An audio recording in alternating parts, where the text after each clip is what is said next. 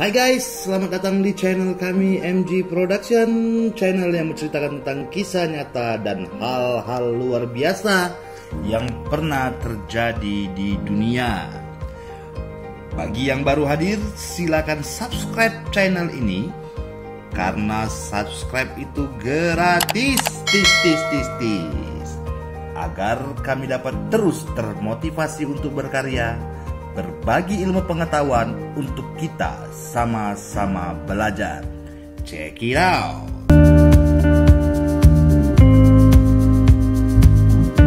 Rajendra Chola I adalah raja dinasti Chola dari Tamil Nadu, India Selatan, yang melancarkan serangan angkatan laut ke kerajaan Sriwijaya. Ekspedisi luar negeri Rajendra melawan Sriwijaya adalah peristiwa unik dalam sejarah India. Padahal sebelumnya terjalin hubungan damai yang sangat baik dengan negara-negara Asia Tenggara seperti Indonesia dan Malaysia. Tujuan Chola adalah mendorong perluasan asosiasi pedagang Tamil seperti Manigraman, Ayawol, dan Aninu Ruwer ke Asia Tenggara. Hubungan antara Sriwijaya dan dinasti Chola sebelumnya sangat bersahabat. Selama pemerintahan Raja-Raja Chola I pada 1006 Masehi, Maharaja Sriwijaya dari dinasti Sailendra, Raja Marawijaya Tunggawarman, membangun wihara Chudamani di kota pelabuhan Nagapattinam di India Selatan. Namun pada masa pemerintahan Rajendra Chola I, hubungan memburuk saat Chola menyerang kota-kota Sriwijaya. Alasan serangan ini menurut beberapa ahli sejarah adalah Sriwijaya yang menguasai dua titik utama angkatan laut Selat Malaka dan Sunda pada saat itu adalah kerajaan perdagangan besar yang memiliki kekuatan angkatan lautnya yang tangguh. Barat laut Selat Malaka dikendalikan dari Kedah di sisi Semenanjung dan dari Panai di sisi Sumatera. Sedangkan Melayu atau Jambi dan Palembang dikontrol melalui Selat Sunda. Sriwijaya sendiri mempraktekkan monopoli perdagangan laut yang memaksa setiap kapal dagang yang melewati perairan mereka untuk singgah di pelabuhan mereka. Menurut Nilakanta Sastri, bahwa serangan itu mungkin disebabkan oleh upaya Sriwijaya untuk membuat rintangan di jalan perdagangan Chola dengan timur, terutama China. Teori lain menunjukkan bahwa alasan invasi mungkin dimotivasi oleh geopolitik dan hubungan diplomatik. Raja Surya Warman I dari kerajaan Khmer atau Kamboja meminta bantuan dari Rajendra Chola I dari dinasti Chola melawan kerajaan Tambralinga. Setelah mengetahui aliansi Surya Warman dengan Rajendra Chola, kerajaan Tambralinga meminta bantuan Raja Sriwijaya Sanggrama Wijaya Tunggawarman, menyebabkan kekaisaran Chola berkonflik dengan kerajaan Sriwijaya. Aliansi ini juga memiliki nuansa agama karena keduanya Chola dan Khmer yang siwais Hindu, sementara Tambralinga dari Sriwijaya yang Mahayana Buddha. Serangan Chola terhadap Sriwijaya begitu terorganisir yang membuat Sriwijaya tidak siap. Kapal-kapal dari India berlayar ke timur, melintasi Teluk Benggala dan singgah di pelabuhan Lamuri di Aceh. Setelah itu, armada Chola berlayar langsung ke pantai barat Sumatera, Pelabuhan Barus, yang mana pada saat itu Pelabuhan Barus adalah milik Serikat Dagang Tamil dan berfungsi sebagai pelabuhan transito.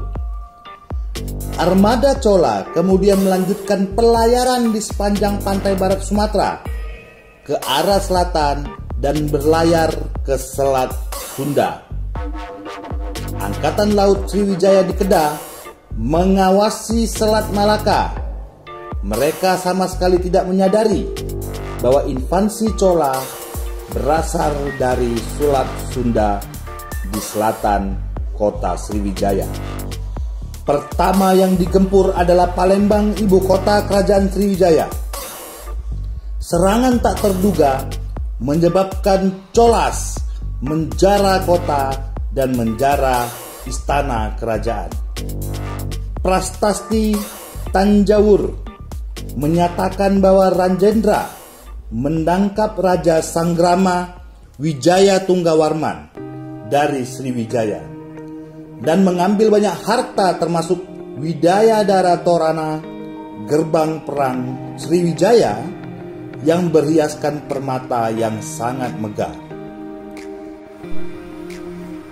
Setelah menjara istana kerajaan Palembang, Chola melancarkan serangan berturut-turut ke pelabuhan Sriwijaya, termasuk Malayu, Tumasik, Panai, dan Kedah.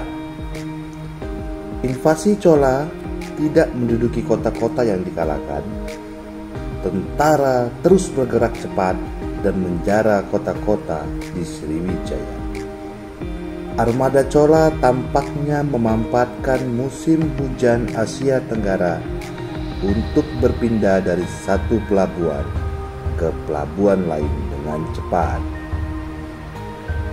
Taktik serangan tak terduga yang bergerak cepat mungkin saja menjadi rahasia kesuksesan dari Chola.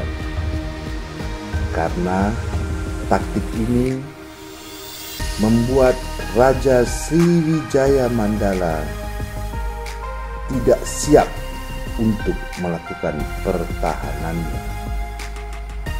Perang berakhir dengan kemenangan bagi Chola dan kekalahan besar bagi kerajaan Sriwijaya yang mengakhiri monopoli maritim Sriwijaya di wilayah tersebut.